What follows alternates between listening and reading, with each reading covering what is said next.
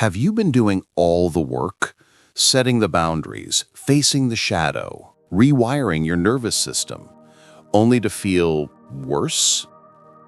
Do you feel lost? Empty? As if the old map of your life has turned to ash in your hands, but the new one has not yet arrived? There is a quiet, terrifying thought that can arise in this place. The thought that you have failed, that all this work was for nothing, that you are regressing, breaking, falling apart. What if you were not falling apart? What if you were falling into place? In the ancient tradition of spiritual alchemy and in the profound psychology of Carl Jung, there is a name for this stage. This is not a sign that your healing has gone wrong. It is the sign that it is finally going deep. This is the dark night of the soul. It is not a regression. It is a sacred breakdown, a purposeful dissolution of the old false self to make way for the true self to be born. The emptiness you feel is not a void. It is a womb. Today, we are not here to fix you. We are here to offer a lantern in the dark. We will explore the 8 signs that confirm your soul is in this profound, liminal space. We will reframe this experience, not as a crisis to be solved, but as a process to be honored. You are not breaking down. You are breaking open. The dark night of the soul is not a bad mood. It is not a rough week. It is a fundamental shift in the very architecture of your being. The old operating system of your life, the one built on shoulds and the approval of others, is shutting down, and the new one has not yet come online. You are in the space between stories. It is a sacred and terrifying place to be. Before we explore the signs, it is crucial to make one distinction. The dark night of the soul is not the same as clinical depression. While they can share symptoms like sadness and lack of motivation, their source is different. Depression is often a state of being stuck. The dark night is a state of movement. It is a process. It is the soul actively dismantling a life that is no longer true to make way for one that is. If what I describe resonates, I encourage you to seek professional support. A therapist can be an invaluable guide through this territory. This journey, this alchemical process, has a name in Jungian psychology. It is the nigredo, the blackening, the stage where all the old false materials of the ego must be burned to ash before the gold of the true self can be revealed. So how do you know if you are in the fire of the nigredo? Let's look at the first signs. The first and most profound sign is a deep sense of meaninglessness. The things that used to motivate you now feel hollow. That promotion you worked so hard for?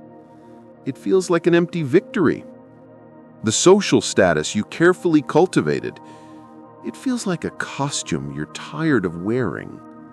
The goals that once drove your life have lost their electric charge. This is not a sign that you have become lazy or ungrateful. It is a sign that your soul is graduating. It is no longer satisfied with the food of the ego. It is hungry for something more real, more nourishing. Let's imagine Chloe, our friend the nurse. For years, her purpose was clear: to be the best nurse, the most compassionate caregiver. She found her meaning in her usefulness. But now, after doing her shadow work, after resigning from the job of the emotional parent, She comes home from the hospital and feels nothing. The praise from a doctor, which once would have filled her with pride, now feels empty.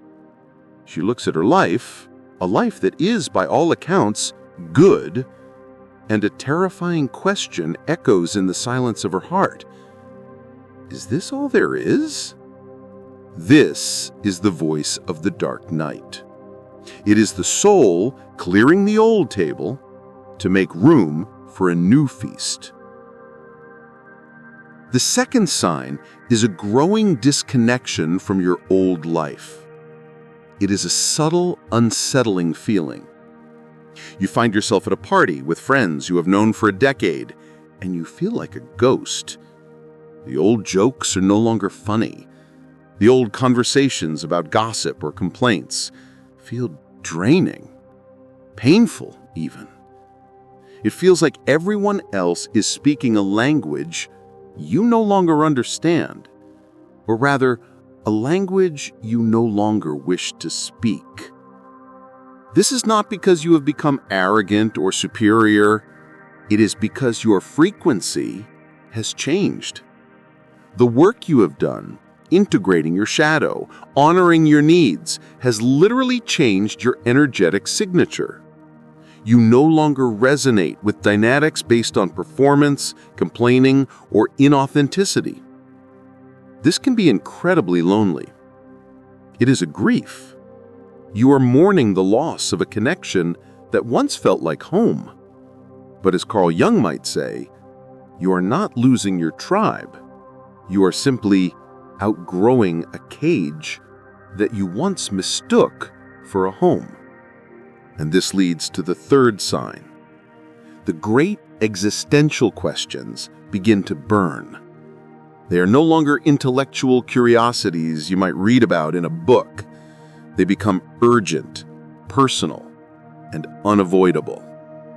Who am I, really, beneath all these roles? What is the point of all this? The working, the striving, the paying of bills. What does my soul truly want? Before, your life was about finding the answers. The right job, the right partner, the right house. In the dark night, you realize that all those answers were just answers to the wrong questions. The soul is not interested in your career path. It is interested in your consciousness. It is interested in your truth. This stage is a forced confrontation with the deepest realities of your own existence. It strips away everything that is not essential. Your persona, your achievements, your carefully constructed identity. All of it begins to feel like a story written about someone else. And you're left in a profound and terrifying state of not knowing. This is not a sign that you are lost. It is a sign that you have finally stopped pretending to know the way. And it is only from this place, this humble, empty, and honest place of not knowing, that the true path, the path of the soul, can finally begin to reveal itself. The old world falls away, not with a bang, but with a quiet, heartbreaking whisper.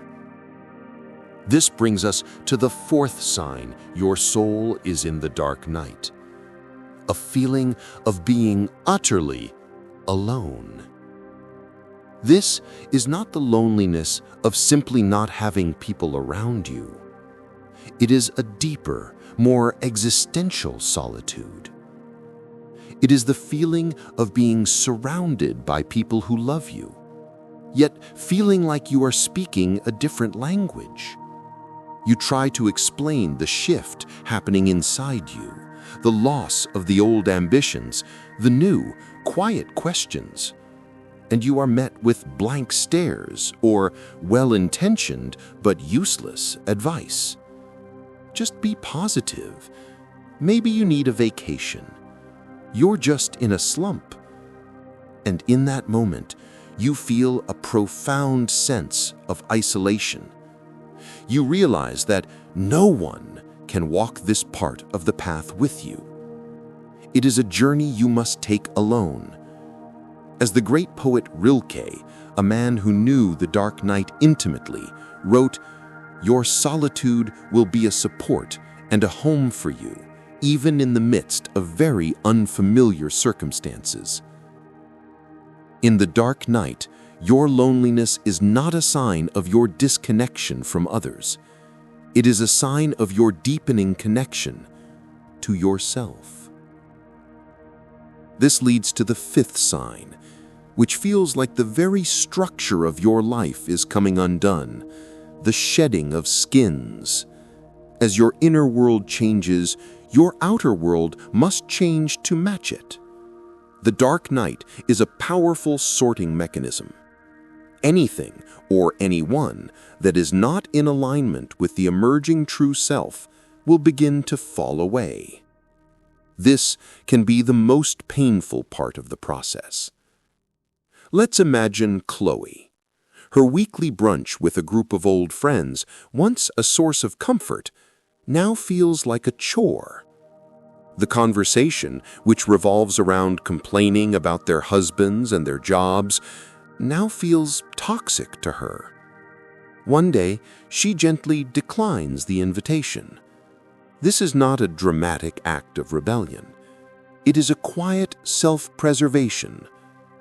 But it is the beginning of a shedding.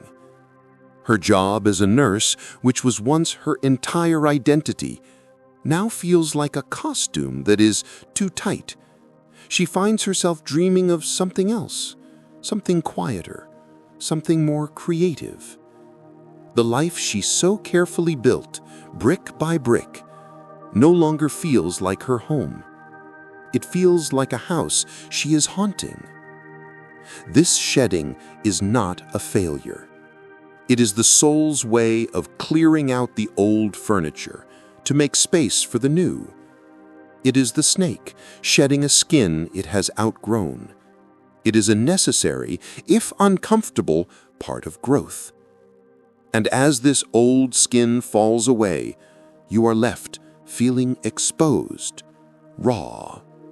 This is the sixth sign, heightened sensitivity. Your old defenses are down. Your persona, the thick mask you wore to navigate the world, has cracked and crumbled.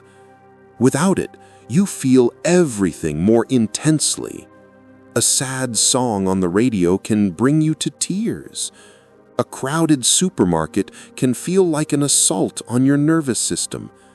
The casual cruelty of the evening news can feel unbearable. You may think, I am becoming weaker. I'm falling apart. But you are not becoming weaker. You are becoming more real. You are feeling the world without the anesthetic of your old defenses. It is painful. It is also a sign that you are finally, truly waking up. This raw vulnerability, this feeling that everything is coming undone, leads to the seventh sign, the most terrifying and the most liberating, the loss of ego control.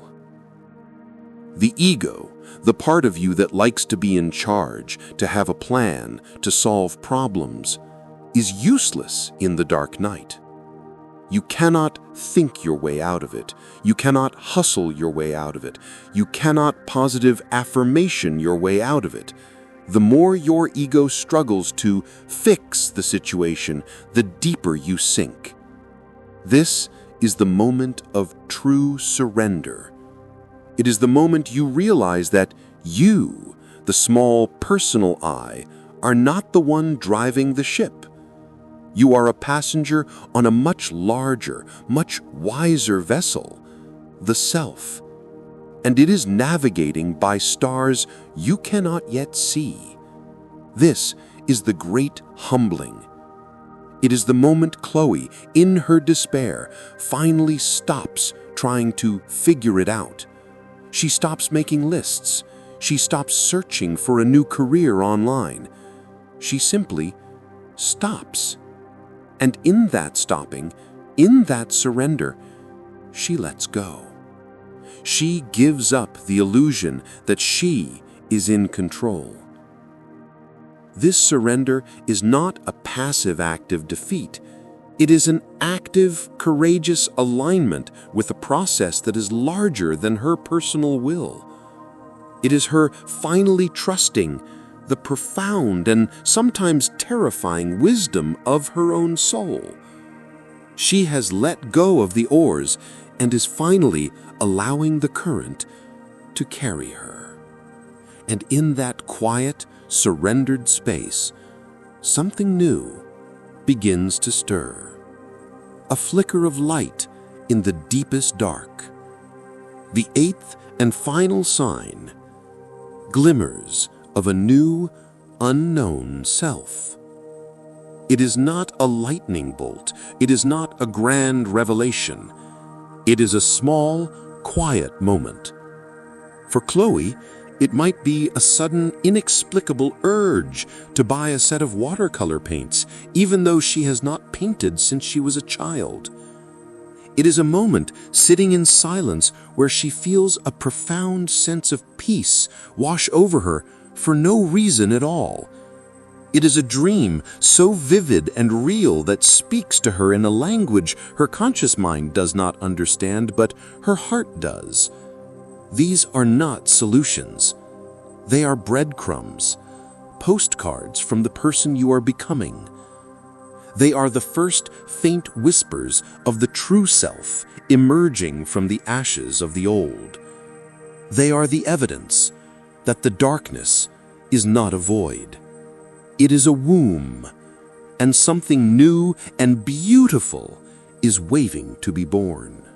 So you have the map. You have recognized the signs. You are in the dark night, a terrifying and holy place. The first most human impulse when we find ourselves in the dark is to panic, to flail, to desperately search for a light switch, an exit sign, a way back to the familiar world. The ego screams, "Do something, fix this." But the great paradox of the dark night is that it is not a problem to be solved. It is a mystery to be inhabited. Your task is not to find your way out of the darkness. Your task is to learn how to see in the dark. So I am not going to offer you a 5-step plan to cure your dark night. That would be a profound disrespect to the sacred process your soul is undergoing. Instead, I will offer you 4 principles of navigation, 4 ways of being that will help you endure this process with grace and allow its transformative work to be completed within you. The first and most important principle: stop trying to fix it. This is the hardest rule and the most essential. Every attempt you make to feel better, to get back to normal, to figure things out, is an act of resistance. It is your ego fighting against the soul's necessary work of dissolution. The more you fight, the longer the night will last and the more painful it will be. Imagine you are a caterpillar entering the chrysalis. The process requires that your old ego self completely dissolves into a kind of nutrient soup before the butterfly can form. If the caterpillar inside the chrysalis were to panic and say, "Oh my God, I'm dissolving, I must hold myself together," the butterfly would never be born. Your job in the dark night is to allow the dissolution. It is to surrender to the soup. Let's imagine Chloe. Her old ego self is a master fixer. It wants to immediately find a new career, a new group of friends, a new life plan to replace the one that is falling apart. But the Chloe who is learning to navigate the dark night does something radically different. She gives up. She stops searching, she stops striving. When the feeling of meaninglessness washes over her, she does not fight it. She sits with it. She says, "Hello, emptiness. I am here. I will not run from you today. This is not weakness. It is an act of profound courage. The second principle of navigation: create a cocoon. A caterpillar does not dissolve in the middle of a busy highway. It finds a safe branch and weaves a protective casing around itself. The dark night is not the time for increased social engagement. It is not the time to push yourself harder at work. It is the time for a sacred withdrawal. This does not mean you abandon all your responsibilities, but it does mean you give yourself permission to reduce the noise, to say no to unnecessary social events, to spend less time on social media, to turn off the news. Your soul needs quiet. It needs safety. It needs a gentle space to do its deep internal work. Your cocoon can be your journal. It can be long walks in nature. It can be listening to music that speaks to your soul. It is any space, physical or metaphorical, where you can be alone with your own unfolding without the world's demands. The third principle: seek witnessing, not advice. This is a critical distinction.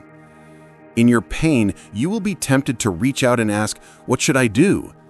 And well-meaning friends will rush in with solutions. You should try yoga. You should think more positively. You should get a new hobby. This advice, while born from love, is poison in the dark night, because it reinforces the ego's belief that this is a problem to be fixed. Your soul in this time needs not a fixer. It needs a witness. It needs one or two safe, trusted people, a therapist, a wise friend, who can simply sit with you in the darkness of your not knowing and not be afraid. Someone who can listen to you say, "I feel completely lost," and can respond not with a map, but with a quiet, validating, "I hear you. That sounds incredibly hard.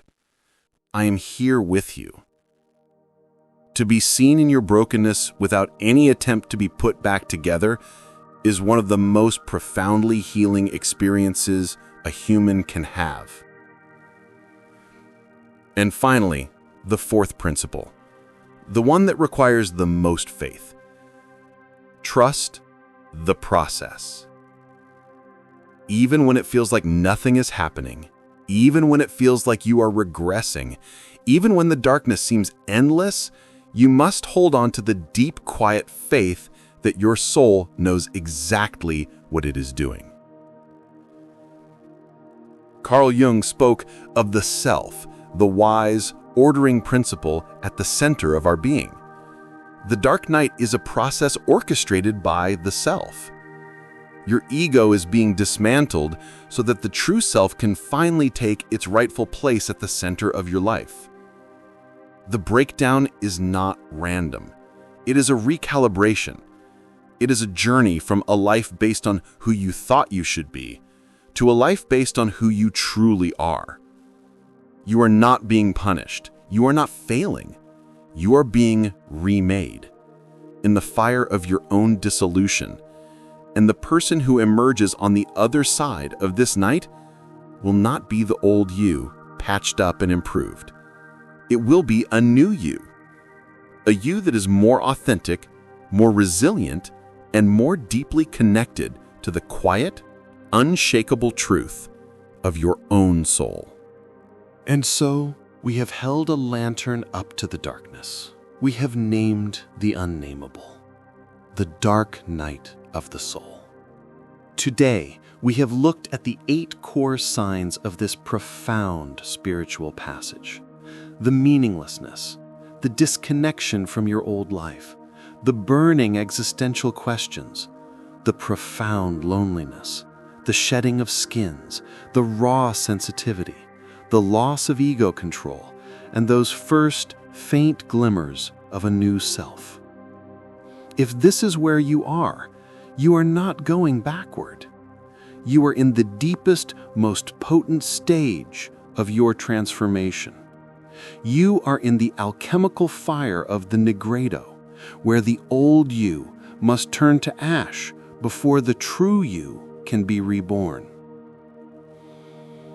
We have also received a gentle guide for how to navigate this time, not with force, but with faith, to stop trying to fix it, to create a sacred cocoon of safety for yourself, to seek the quiet power of a witness, not the noise of advice, and above all, to trust the process. This is the essence of deep shadow work. It is not always about confronting monsters. Sometimes it is about having the courage to sit still in the dark and trust that the dawn is coming. The emptiness you feel is not a void. It is a womb, and you are gestating. To honor the sacred and often difficult part of your journey, I invite you to make a quiet declaration of trust, a commitment to the process that is unfolding within you, even if you do not understand it. Share in the comments below, "I trust the process of my unfolding."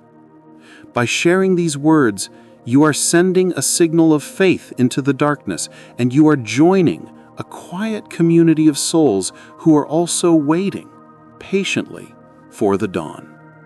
We will witness your courage. But as you sit in this sacred cocoon, you will become intimately familiar with one feeling above all others, a feeling so powerful it can feel like a final, unbearable truth: loneliness. It is the deepest, most unshakable part of the dark night of the soul. But what if there is another kind of loneliness? A loneliness that is not a sign that you are lost in the dark, but a sign that you are beginning to stand in your own light. A loneliness that is not a symptom of the breakdown, but a hallmark of the breakthrough. This is the noble and often misunderstood loneliness of a person who is no longer defined by the crowd, a person who is becoming whole. And that is the profound territory we will explore in our next conversation. Be gentle with yourself. The dawn is coming, and it will be worth the wait.